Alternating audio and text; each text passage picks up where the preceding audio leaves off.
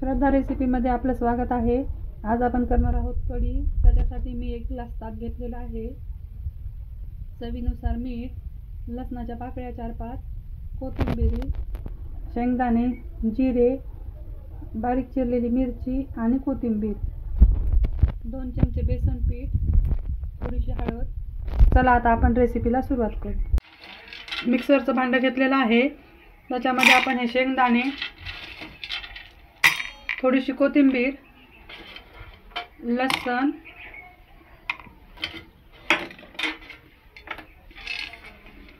जिरे, चवीनुसार मीठ टाकून आपण हे मिक्सरला बारीक करून घेऊ। आपलं वाटण मिक्सरला बारीक करून झालेलं आहे, तुम्ही पाहू शकता।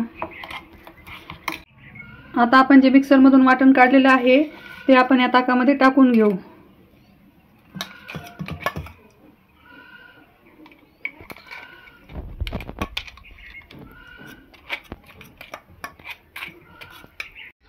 वाटण टाकलेलं आहे। आता आपण त्याच्यामध्ये 2 चमचे बेसन पीठ टाकू।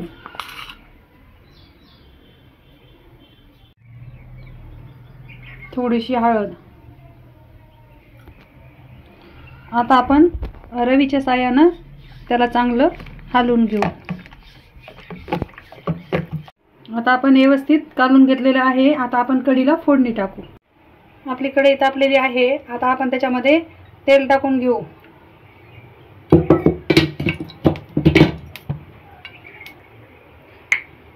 तेल तापलेलं आहे, आता आपण त्याच्यात मोहरी टाकू।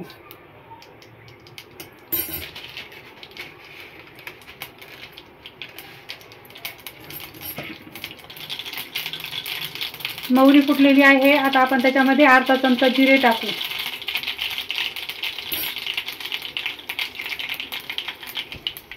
कढीपत्ता, बारीक केलेल्या हिरव्या मिरच्या। आपल्या मिरच्या छान फुटलेल्या आहेत, आता आपण त्याच्यामध्ये हे कालवलेलं ताक टाकून देऊ।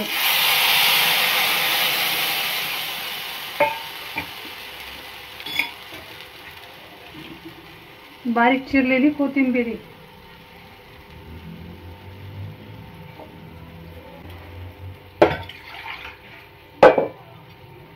माझं ताक जास्त आंबट नाही आहे, त्यामुळे मी अर्धा ग्लास पाणी टाकायले।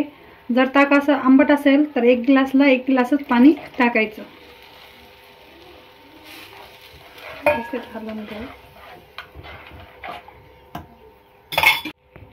आता आपण कढीला उकळी येऊ देऊ। आपल्या कढीला उकळी आलेली आहे, तुम्ही पाहू शकता। कढीचा रंग पण बदललेला आहे। आता आपण गॅस बंद करू। आपली कढी बनून तयार आहे।